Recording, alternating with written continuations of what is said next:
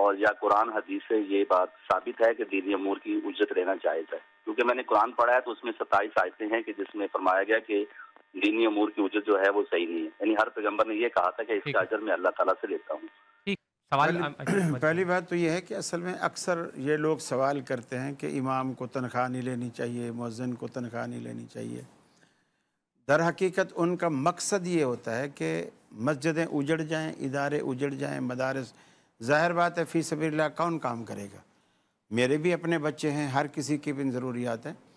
नमाज़ पढ़ने वाला जो पढ़ाने वाला जो इमाम है वो नमाज के पैसे नहीं लेता, अहसंत। वो वक्त के पैसे लेता है। यानी मुझ पर नमाज फ़र्ज़ है, लेकिन ये तो फ़र्ज़ नहीं है ना कि मैं जी टीवी की मस्जिद में ही आके पढ़ूँ।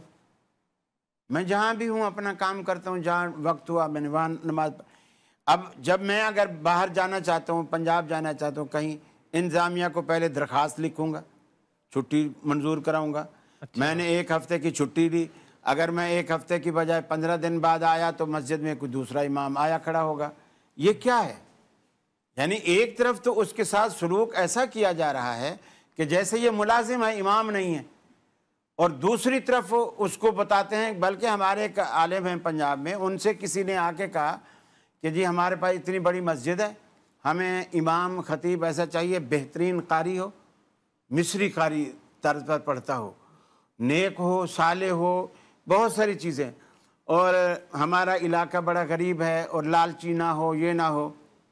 तो उन्होंने कहा कि फिर हज़रत जिब्रील अमीन ही इधर आ सकते हैं, बाकी तो यहाँ जितने हैं वो सारे ज़रूरतमंद हैं। इनके बच्चों को दही भी चाहिए, दूध भी चाहिए, रोटी भी लेंगे, कपड़ा भी लेंगे, सब